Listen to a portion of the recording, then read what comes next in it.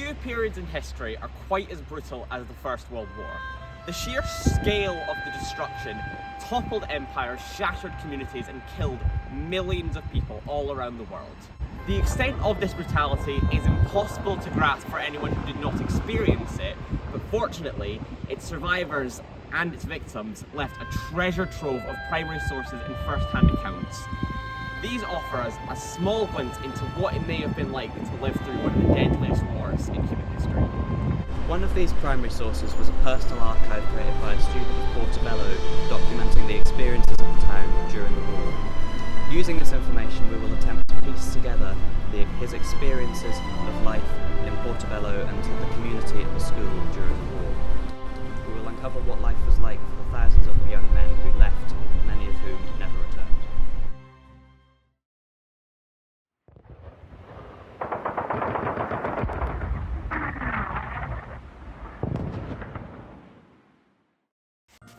At the beginning of the war in August 1914, the British Empire saw an overwhelming number of young men sign up for the army, as they believed war could be an adventure.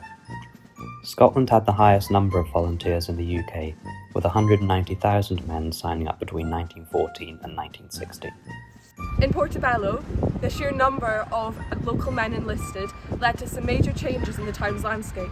The bowling green behind me next to Portobello Library was turned into a training ground by the army.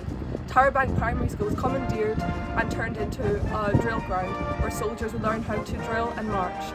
This led to the pupils at Towerbank Primary School being taught at Portobello High School. Troops enlisting in Portobello were garrisoned in this building here, which holds a tragic backstory. The factory had been built in 1906 and was owned by the German-born Karl Wilhelm Schulz. Schulz was originally a cloth merchant from Galashiels, but he moved to Edinburgh later in life to produce Belgian and German chocolates, which proved very popular in Edinburgh. However, at the outbreak of the war, rumours began to spread around Portobello that Schulz was secretly a German agent. It was even claimed that he was hiding weapons under his factory floorboards. He was raided and investigated by the police in October 1914, and later that year was declared an enemy alien and deported back to Galashiels.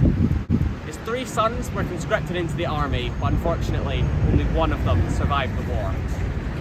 Portobello's first military death was Hugh Hobbs, an Edinburgh University graduate in medicine who lived with his family in Sandford Gardens, just beside Brighton Park. Hobbs joined the Royal Navy in 1913 and the next year found himself as a surgeon at the armoured cruiser HMS Aboukir. On September 22, 1914, the Aboukir was patrolling the North Sea with her sister ship HMS Hogue and HMS Cressy when the squadron was intercepted by a German submarine. The Aboukir was hit in the engine by a torpedo and capsized, sinking within just 30 minutes and killing most of the crew. Hobbs, tragically, was among the dead.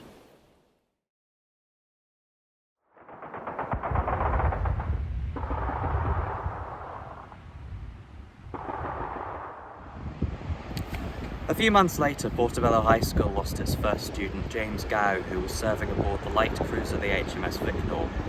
On January 13, 1915, the Victor was crossing the Irish Sea towards Liverpool when it struck a sea mine so quickly that no distress call could be sent out. The sinking was only discovered when the bodies, including that of Gow, were found washed up on the Irish Sea a few months later. For many young men in Portobello, their first action was in April 1915, when a great number of Scottish regiments were deployed to the Gallipoli Peninsula in Turkey for an invasion of the Ottoman Empire. After a nightmarish amphibious landing on April 25th, those who were lucky enough to survive the first day were subjected to brutal combat over wide open scrubland and towering fortresses. In particular, the Royal Scots Regiment fought at the Battle of Gully Ravine, a heavily fortified ravine which made up a no man's land between the British and the Ottoman trenches. On June 28th, the Royal Scots launched an attack on the southern flank of the Gully Ravine, and were quickly pinned down by Turkish machine gun fire.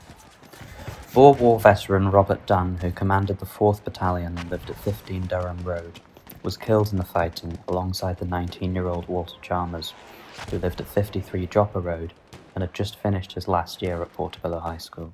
Also fighting at Gully Ravine was 18-year-old Ian Gordon Robertson, who lived at 3 East Brighton Crescent.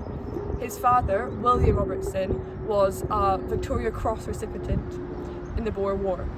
This probably inspired Ian to take part during the war, and which also led him to such a high position of lieutenant.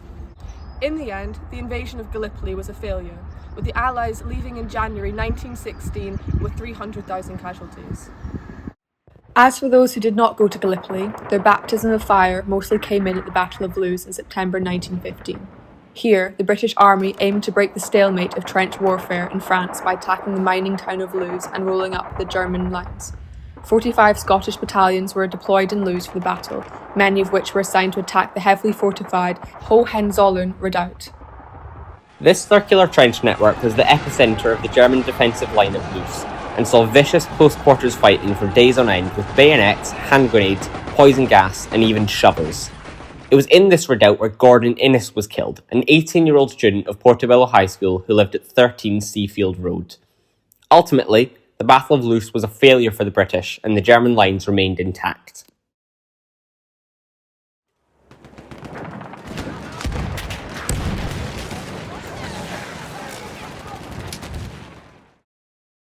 World War I was the first time war had come to Scottish soil since the 1740s. On the night of April 2nd, 1916, the people of Edinburgh were awoken by the sound of explosions.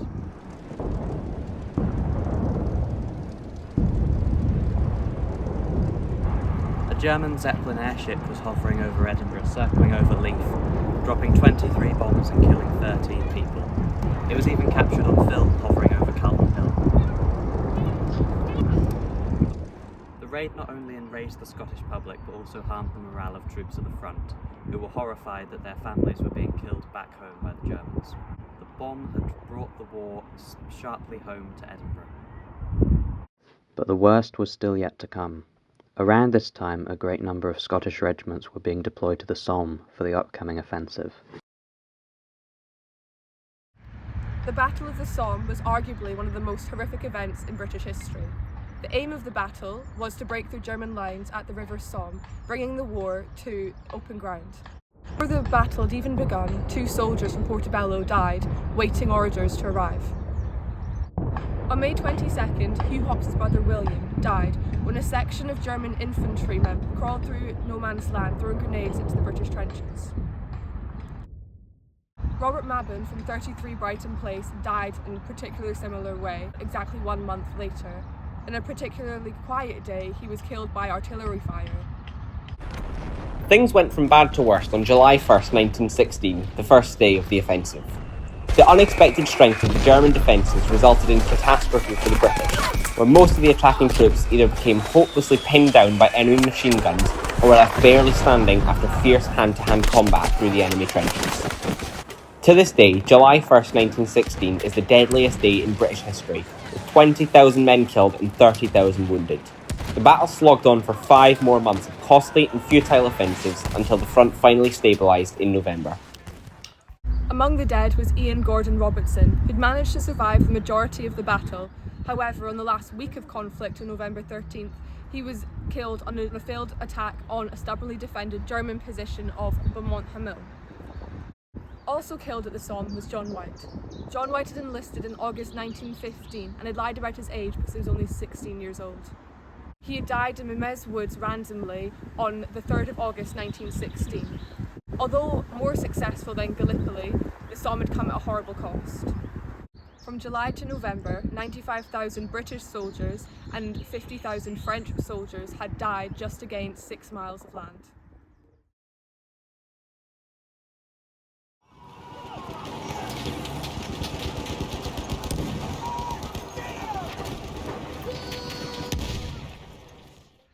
"1917 offered no respite from the horrors of the Somme, as the British and French armies were still desperate to break through on the Western Front. James Muirhead, who lived at No. 7 Morton Street, saw some of the first action of the year when he joined the Canadian assault on Vimy Ridge as a field medic in April 1917. On April 12th, Muirhead was in the thick of the final assault on the German-held ridge, carrying wounded soldiers out of no man's land when he was killed by enemy artillery just as the line was breaking. The autumn of 1917 would see some of the most horrific fighting of the entire war during the Battle of Passchendaele. The offensive through the bitter defence of Ypres salient has since become infamous for its rainy and miserable terrain, with mud so thick that many veterans of the battle gave descriptions of the ground literally swallowing men up and drowning them. A great number of Scottish battalions were deployed all along the front line at Ypres, most notably the 16th Royal Scots Battalion, which was famous for its many Hearts football players among the ranks. Passchendaele was the first time the battalion had seen combat since most of its original members had died at the Somme, but they fared little better. The 16th took particularly heavy casualties during the failed assault on Houthul's Forest, where they were caught between German machine guns on the one side and their own artillery shells on the other. They were forced to retreat, having captured no ground. Passchendaele was eventually captured by the Canadians in November that year, but overall the battles of 1917 had left the Germans on top.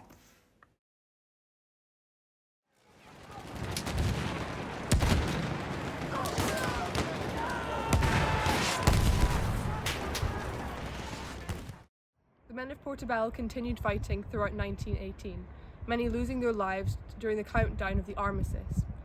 But the dramatic climax of the war can best be seen through the eyes of William Hogg, who lived at 14 Figget Street. Leaving his job as a clerk in 1914, William became part of the infantry for the majority of the war. However, in April 1917, he was commissioned by the Air Force. This was an opportunity that most soldiers would have dreamed of. Hogg became a pilot of an Airco DH-4, which was one of the first fighter-bomber aircraft, which excelled both in ground combat and aerial combat. In spring 1918, the German army launched a fierce and desperate offensive which smashed the British and French lines and came to within just 40 miles of Paris.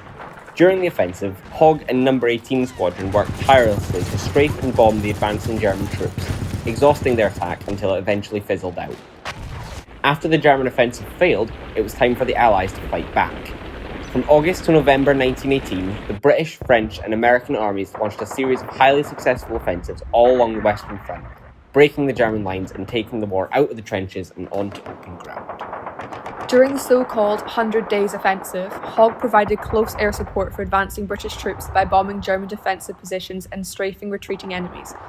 However, in September 1918, Hogg was providing close air support for the British advance on the town of Cambrai when he was shot down by the Germans.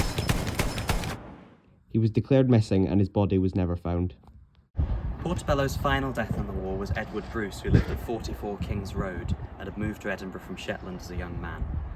A member of the prestigious Black Watch Regiment since 1915, Bruce was a seasoned war veteran who had survived 3 battles by the end of 1918.